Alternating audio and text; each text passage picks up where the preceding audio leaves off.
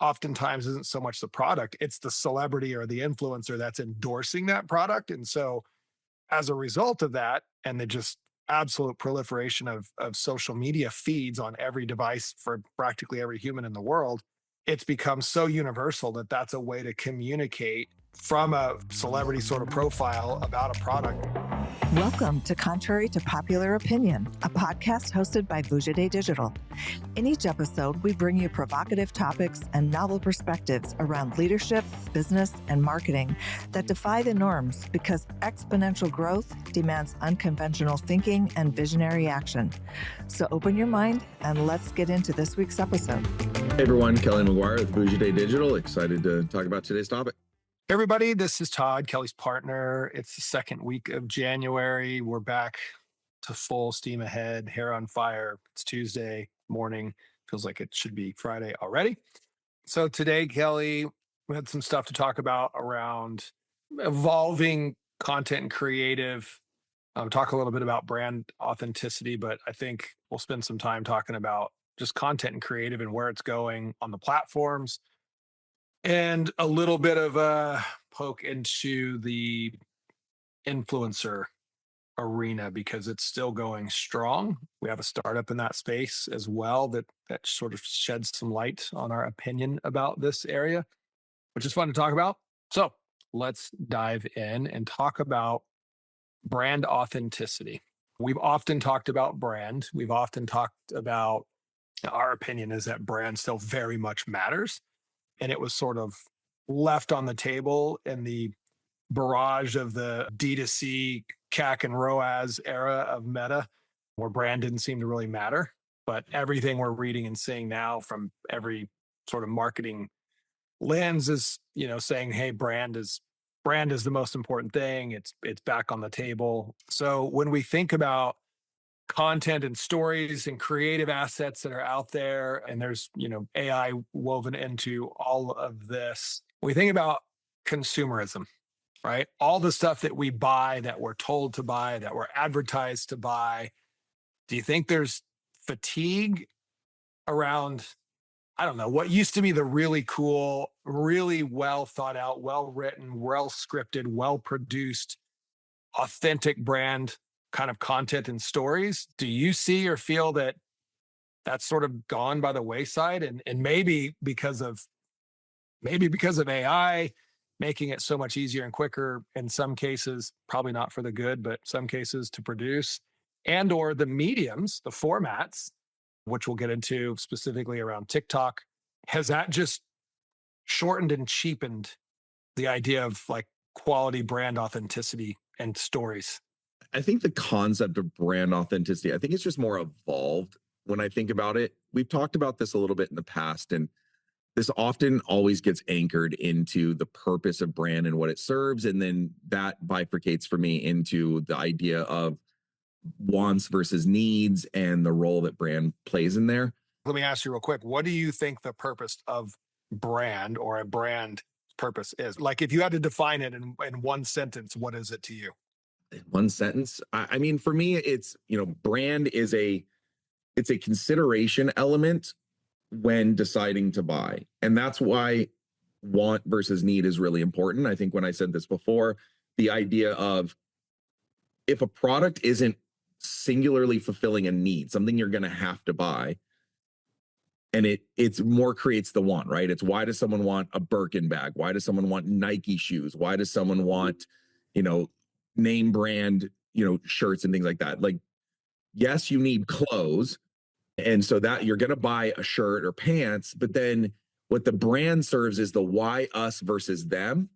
Or if it's not a need, if it's a luxury item, if it's, I don't know, a drone or something you don't really need, but it's a want, it's, that idea of selling the experience and the idea. And the biggest other element it serves is belief, right? Do I trust that this is going to be a quality product that does what it says and does what it promises? Or is this sort of a fly by night, sort of quick, fast fashion thing where it's going to be cheap? It looks amazing in the video, but it's going to be cheap when I get it. You see all these things when you have like the Temus and the Alibaba and things like that, where it's like, oh, this amazing thing. And then there's funny videos where you get it and it's like nothing like what you saw and all of that stuff.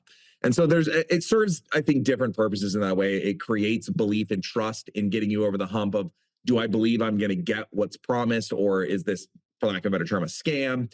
I think it can create that group effect where you want to be part of something. Everyone's wearing a certain brand or has a certain thing, or there's a luxury item that, you want a Rolex watch because it's an exclusive club type thing. There's an element to those things. So I think it conveys quality and trust. I think it conveys participation in a group or a group dynamic and things like that. But I think for me, where the evolution of brand authenticity has come from is, I think for a while, a lot of people really bought into sort of the background of companies. And you've talked a lot about like your Patagonias and like their do good, or, there's the Tom shoes, the buy one, give one things. And so there's just a lot of things that brand can convey and participate, but all of it is mechanisms for either, again, conveying trust in what you're really going to get, or that participation in what the outcome is going to be. And ultimately, I think it serves as that deciding point between either, if it's a want, do I really want this? Is it worth my money versus what I could spend alternatively? Or it's a choosing point between, do I want this pair of jeans or that pair of jeans, if I'm choosing between them with choices? And that's kind of, I always distill it down into what are the mechanisms that these things serve. And the idea of brand authenticity, again, it's one of a few emotional triggers that I think can be leveraged in a marketing capacity, right? There's always this thing where you can tap into humor, you can tap into cultural zeitgeist, you can tap into cultural things, you can tap into pulling on heartstrings. There's all these things, and brand authenticity and really creating belief and value and endorsement oftentimes is built around brand authenticity, is someone else, backing up the claims of the company versus it just being the company itself. These are all things that I think weigh into what changes a consumer's mind between that's interesting versus I'm willing to actually put my credit card information and buy that. All makes sense. I think what I'm trying to define or poke at here, question is, do you feel like, because I don't feel like the level of, and maybe it's just what I'm exposed to. So this is clearly an audience of one's opinion here, and it could be totally wrong at a more broad scale, universal sort of thing. I don't feel like, when I think about brand authenticity and I think about brands and maybe their agencies creating really cool, authentic content or creative content. To me, brand is simply defined as it's the promise, right? Nike makes a promise about a certain aspect of life that their products serve. Louis Vuitton promise is a very specific promise relative to bags and luggage and accessories and things like that. And so to me, brands ultimately have to stand for the promise that they make to the consumer and or the belief, right, that you have in that promise. I don't know that I tend to see the authentic sort of storytelling. It just seems like everything's evolved to this much more fast-paced short form, which we're going to talk about, just sort of consumerism message of buy, buy, buy. And I don't see I think about, let me go back to Louis Vuitton because I do use Patagonia a lot, but there's a moment in time where Annie Leibovitz shot a commercial for Louis Vuitton. I think it was called Journeys or something like that. I've played it for you before, and a lot of people as an inspiration piece. And when I think of that, I think of like, wow, there's Louis Vuitton, a brand I would never buy, but there's a brand that I think does a brilliant job at creating this authentic presence and promise about what their product is. I don't know what they show up or look like maybe in TikTok or YouTube or anything like that at this current time. But I think back to those moments and I'm like, does that still exist? Or is it just, and that's really polished content, right? Like it's high dollar, high production value, stuff. It's very aspirational. Now do we just sort of just get what we get? I don't know. Yeah, I think when you put it that way, it makes me think of it. I almost would look at it as legacy brands, versus challenger brands, or luxury brands versus brands that kind of serve a point of need. And because where I think what you described still comes into play is when you talk about like a Louis Vuitton, for example, I think there's two different parts, right? I think the short form and the quick kind of hit things, that's to create a little bit of awareness, a little bit of a momentum. That's to just plant something top of mind and be like, hey, you're not thinking about us, but here's something that gets you thinking about us. What you're talking about, that really rich, deep brand investment and story, I think that's what creates brand value. And you always talk about, you can look at two different things and a lot of people will pay for the label versus, Sure. it could be like Louis Vuitton. Yeah, right. It could be two purses that fundamentally might even be made in the same factory for all you know. They're the same material, same everything, but you're going to pay exponentially more for maybe the Louis Vuitton versus the startup brand that has all the same things. But why is that? But see, that's where that brand value element is, right? That rich, deep brand element, I think, is how you build up brand value. And I think that's different than authenticity, right? Authenticity gets someone listening and believing. That rich experience, that investment is why you're going to pay more. And that, I think, is what you have to invest in to get the status symbol of the brand or the exclusivity or part of the group or part of the thing, is you have to have that to buy into and to engage in those experiences and to create that mental anchor on this is what the brand stands for and what it means and it's exclusive and you're part of it and those types of things. I think that richness of brand has to exist if you want the brand itself to play any kind of role in your pricing strategy or what people are willing to pay for. Otherwise, you're just going to be relying on utility, novelty, coolness, because that's another part of things that I think is becoming more and more in the shift in brand authenticity is I think there's a bifurcation again between some brands are, I want to be part of the group, right? I want to wear, Patagonia because it's part of that group or Louis Vuitton because it's exclusive. Like there's a part of that. I think there's a lot of like younger generations and people that are coming up that look for almost the opposite of that, the more contrarian, the more outlier things, the things that feel cool because it's not as popular and well-known and it's more niche and brand. And so there's an interesting element of there's so much noise and so much conformity within these legacy and known brands that you can almost also break through in going opposite of that. But again, that requires a certain level of creativity and oftentimes requires attachment to a personality or an IP or something that sort of lends its authenticity and credibility to the idea of it's both quality and outlier. So much strategy that goes into it. But at the end of the day, what your brand is has to fit its place in the market. It's based on how much competition is in there, what people will believe in, what endorsement and third-party validation you can get, what price point you can charge, how much of a want versus a need is. All these things factor in. But I would distill this down into the big thing is where brand still is really, really critical is if you want to sell on the idea of brand, then you have to invest in a lot of belief in building up of that brand equity. So I would define it this way. I would say brands authentically represent something. And so certain brands can historically say they authentically own. And the question or the debate I want to have is this dying? Do modern, brands that have come up in the last decade, do we think that this is still commonplace? So let me give you an example. Okay. So Louis Vuitton, I think they authentically own luxury. I think BMW authentically owns performance. I think Volvo authentically owns safety. Toyota authentically owns value, right? Brands, I think they can authentically own that promise of safety or performance or value or luxury or whatever it is. I think what I'm trying to debate is, do we feel like that's sort of fading away with upstarts, new companies that have come on scene in the last, like, do you think Tesla, for example, do you think Tesla can authentically claim, put a stake in the ground as authentic as BMW does with performance or Volvo does with safety? I'm just using cars because I know them.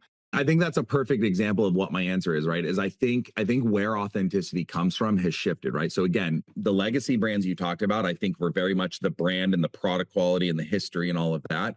I think the vast majority of brand authenticity comes from attachment to personality. Tesla, Elon Musk, you influencer brands, clothing brands. I think so much of brand authenticity is personality driven and attached or IP, right? It's going to be attached to the NFL or Stranger Things or something like that. I think that's why you see so many products, prime drinks coming through with, the one of the Paul brothers, I don't remember which one, it blows up, or, the Mr. Beast candy bar, or those types of things. I think so much is driven by attachment to personality as the driver of authenticity. I think it's pretty hard, not impossible, but a lot harder to launch purely a quality product without any attachment to IP or personality and break through and build up that brand. Again, it's not impossible. I think the road to doing that is so much harder. And it's why everyone will just go to, latest tequila brand partnering with The Rock or something like that. I think that is the path to recognizability and buy-in and trial, is attachment to unknown entity and quantity that kind of gets that buy-in more often than not these days. Okay, so I'm going to pass on the second topic we're going to talk about because we drew this one out, and I want to get into, you've created a perfect segue into the influencer thing. So you're pontificating here that the brands that created these sort of authentic labels or promises, like we just talked about, that would be very difficult to do today. Because you said Tesla is associated with Elon Musk. Well, that doesn't mean anything. That doesn't mean performance or whatever. Maybe people would associate Tesla with technology or something. Volvo's safety, BMW's performance, Tesla's technology. But what you're suggesting is that in the absence of literally a human sort of association or celebrity level association, it would be very hard. And I'm going to stick with cars. There's other car companies that have started up, and I don't know if they've attached themselves to that, but we don't need to use cars. So we've spent 2 years of blood, sweat, and tears creating a social commerce platform, because the idea that we had through just the lens of our everyday agency work was that influencers were reshaping marketing and how people discover and buy products.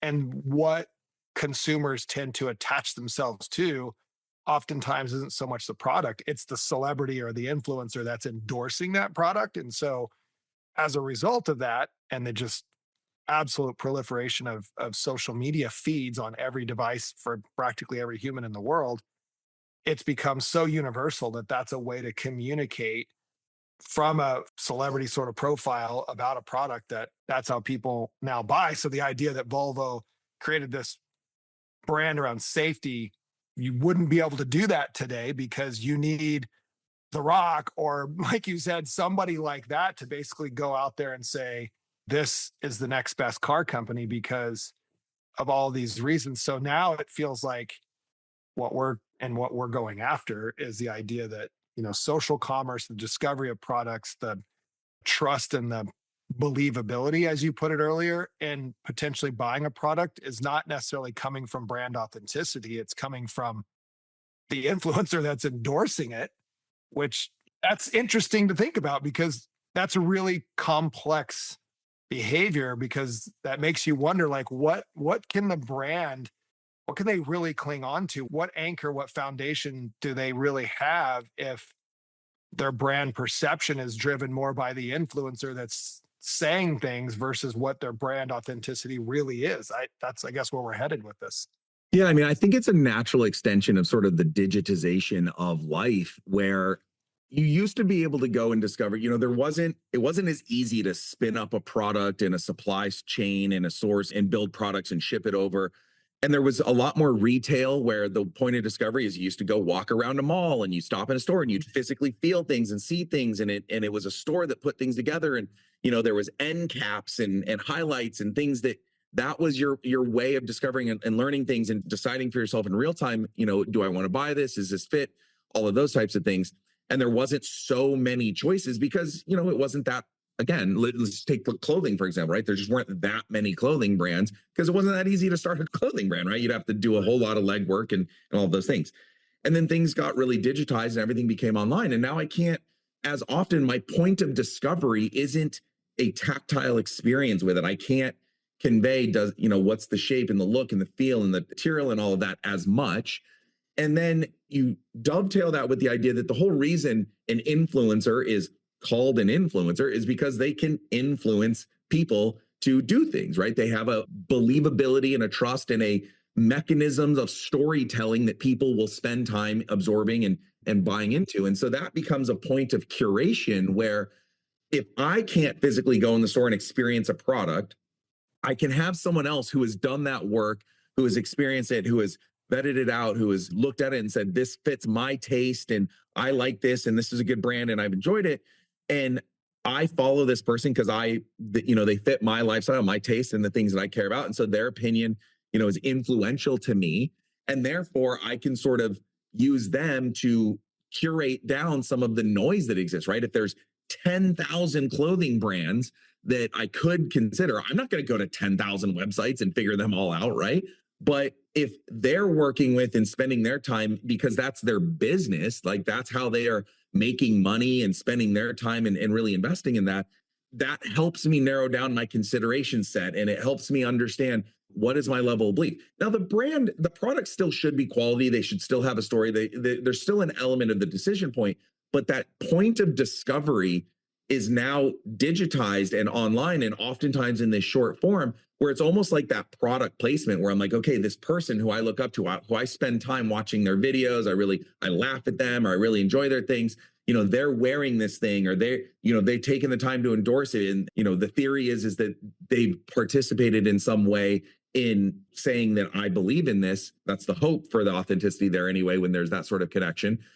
It allows me to discover it. And then taking it from that point of discovery to completing the transaction, that's a whole nother thing, right? Because the fragmentation of the digital experience has gotten extreme as well, right? Everyone loves Amazon because you can do so much transacting in one place versus one by one by one by one by one, which is a really difficult way to do it. You have security and data issues living in all these places when you're putting in your credit card and all your information on all these other sites. Do I believe and trust in the brand? Is it authentic? Is it coming from China? And so there's just all these pitfalls in the discovery and the online transaction experience. And then there's so much noise to break through. That's why I think influencer or creator, whatever you want to call it, has become so important into that process. Because if I want to reach an audience, I need that backing of someone who's already made a connection with a group of like-minded people who are paying attention so that I can filter my message through them and kind of get that point of discovery versus the alternative, which we always go into address. If there's not that much endorsement or differentiation, you have to spend a lot of money on paid advertising and the full funnel of awareness. You have to recognize the brand, then you have to get the point of willingness to buy and the shopping ads, and that becomes really expensive. Versus if you go through an influencer and it's really authentic and good content, you can generally get a good hit of momentum, many sales at once, because people like to participate in group and community events, right?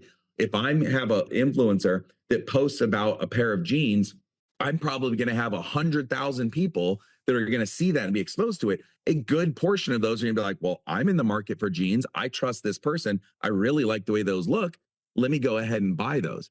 How's that any different than the TV spot that Levi's would have run 25 years ago that had a reach and frequency of, tens of millions on just traditional linear TV? The difference is it's a Levi's commercial. It's the brand telling you the story versus, I don't know, a really high profile rodeo athlete who has millions of followers and is endorsing Levi's. Like, that's such a difference. Yeah, well, what I would liken it to is the Levi commercial you talked about is probably they're probably going to pay a celebrity to wear the jeans in it, which has a cost. Not always. No, think 25 years ago, it would have just been actors, right? Hired models to wear the clothing. There was no celebrity. Sure. So, but there's either going to be some level of investment on that recognizability so that was the old version of it. Or again, you're going to spend an insane amount of money running that commercial at scale and reach and all of that. So the influencer, again, it's a much more focused version of that same thing. It is generating the awareness, generating it within a targeted group at a cost. But the big difference is there can be, and this is why we're building the tool that we're building, there can be a direct connection into when I produced that exposure through that entity and I got the organic lift of their following, as well as any paid backing to boost it further. What are the transactions in a time frame that happen very rapidly? And if it works, you can boost and expand that. The TV commercial was more speculative. It was more hopeful. It was planting a seed so that the next time you're walking the mall, you'll stop at the Levi's store and you'll go in and buy, versus the moment you see that TV commercial, literally being able to click on it and be like, yeah, let's buy that right here and now. That's what I'm arguing about brand authenticity. I would argue that back then, let's say 25, 30 years ago, when you're watching cable TV and you see a Levi's commercial, and then that weekend you're walking through the mall with your friends or your mom or whatever, and it's back to school shopping, you're going to want a pair of Levi's because that's what's on TV. The models that are wearing it, you want to emulate. And so you think Levi's is cool, and that's what you want to wear. And that was a very broad way of building a brand and brand authenticity. And that's all the consumer really had to buy into was, again, that brand promise, that brand authenticity that they were able to create through mass media, print, TV, radio. How would a brand that has a really good pair of jeans that isn't Levi's and can't afford the commercial, what do? How do they get their jeans in front of a group of people willing to buy them? So that was my very next question. And I do think this is an evolution, because I think back to, like, you go back as far as, and before, but we can go back as far as like the 1950s, right? Think about, or 60s or 70s. Think about the 1970s, Richard Petty and NASCAR and STP or Tide or one of these consumer packaged goods sponsors on a NASCAR car, right? It's tied to the driver. So that's the influencer that, was the influencer back then. But really, it was just like, hey, they're going to run a ton of TV for Tide detergent.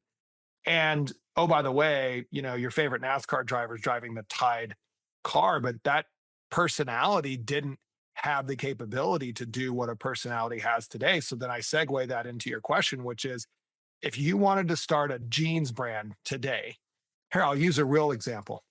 Female startup business out of her garage, Aviator Nation. You know the brand. It's very popular now. I don't think they ever ran mass media.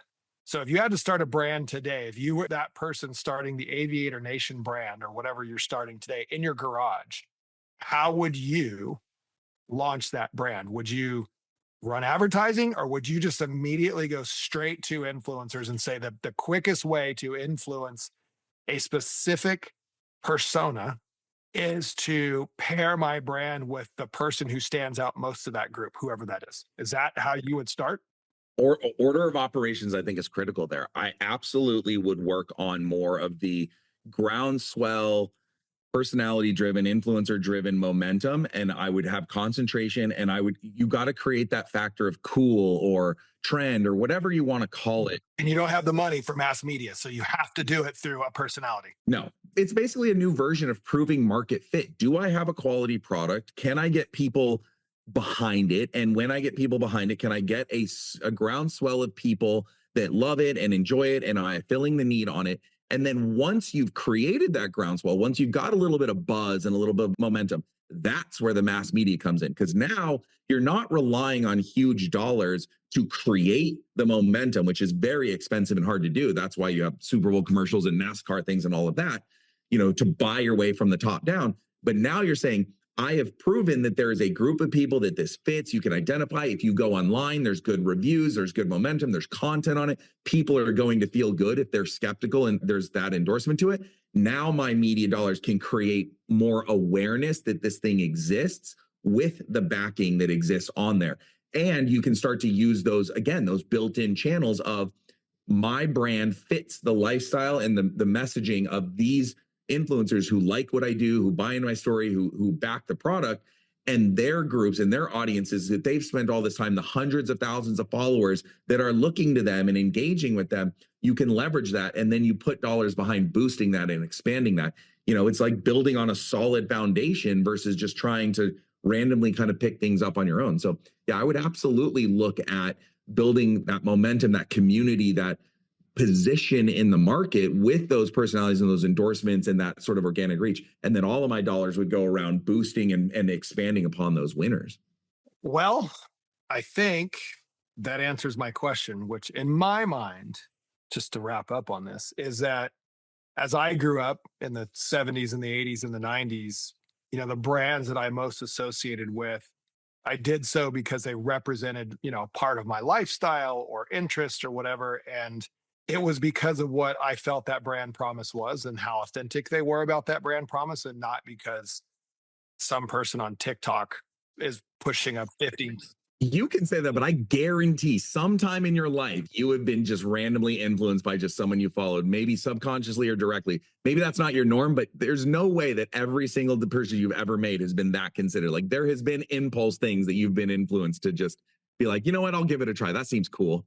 No, what I'm saying is that's absolutely what happens now. That's how I discover and find products that have been valuable to me now, but that's not how it was. And I think that's what we're landing on is that it's really evolved and it all points back to social media and smartphones and scrolling feeds of content that the past where again mass media TV print and radio was really the only way you had to discover a brand and that whatever they conveyed as their authenticity or their promise is what you had to choose to believe in or not. There wasn't some necessarily in most cases some celebrity or some local person to influence you. You just fell in love with brands for those reasons, which is how I would fall in love with brands back then. But you're absolutely right. Now, I'd say probably 50% of the things that I discover and buy come through my social media feed, which is evidence and proof of what you're saying is that all these new things and ways that brands can reach consumers.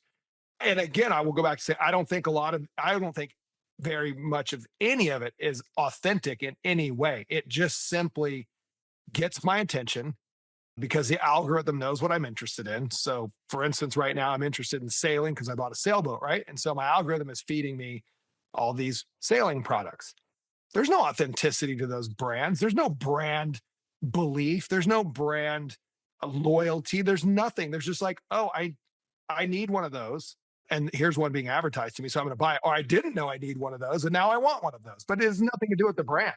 Yeah, which is interesting because I think where the onus ends up getting shifted beyond just the using some way to break through and generate the awareness is I think the new barrier is less about how amazing the brand is necessarily, but it is more of the how many hoops do I have to jump through to go from discovery to completing this purchase? And do I believe it's a scam or legitimate? Am I willing to, do I like this website enough to put my credit card information in? Website, it's right there in TikTok or Instagram. There's no website. In certain ones, right? Or is it, low enough price to where I want to price shop it? Or am I just going to go ahead and say, go for it? Do I want to hesitate and research more? But yeah, I mean, I think the barrier of entry is more ease of purchase and belief in if it's real or a scam than it is, what used to be, is it cool enough or anything like that? That's my point of this whole debate is that the idea that how brands had to build to purchase in the past versus now is non-existent for the most part, because you could show me a part, for a sailboat that does something that I didn't know or I do know that I need. And if it's in my Instagram feed and I click the shop now and I go look at it and the price seems reasonable and I know exactly what it's going to do for me, Apple Pay double tap and I'm out, right? Like there's zero brand experience in that case. I do think there is I don't know what it is, but I do think there's a ceiling of price to that because at a certain level of pain to what it costs. I'm not going to buy a car that way. Yeah, exactly. Right. So I don't know what the ceiling is, but there's also a delineation point between what I'm willing to be more impulse and chance taking on versus what is interesting, but I'm going to have to research and dive deeper and I want to know better. It'd be really interesting to know if there's studies to know really what that ceiling and consideration is. Is it $100, $500, $1,000? Does it differ by category? But I do think the willingness to sort of take a chance and a leap of faith in just, yeah, this is interesting, let's go for it, versus now I'm aware of it, but I'm going to need some follow-up nurturing and some consideration before I'm really going to pull the trigger on this thing. Well, to close, hey, where a lot of that data is going to eventually get generated and stored and would be usable to mine for that sort of research? A social commerce platform called Social Fair. I'll leave it at that. Shameless plug.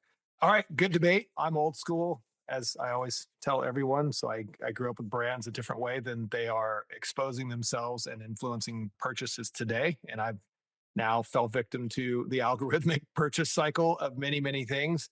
But I don't think it's bad. I bought lots of things that have greatly helped or enhanced or just given me pleasure with, hobbies or whatever. So, but I'm sure you bought things that haven't lived up to the promise either. So that's what creates a lot of the noise. I'm pretty particular, but yeah, there's probably been a couple of things that I'm like, well, it's not exactly what I thought it was going to be. Good debate, good discussion. If you're a brand marketer out there, man, it's complicated, but we're here to help. So if you need us, let us know. Yeah. Thanks, everyone. Thanks. Thanks for listening to Contrary to Popular Opinion, where we challenge you to think independently, push the limits, and take uncommon action so you can achieve game-changing results in your business and your life. To stay up to date with our latest episodes, be sure to click the follow or subscribe button now. Thanks again for listening. See you next time.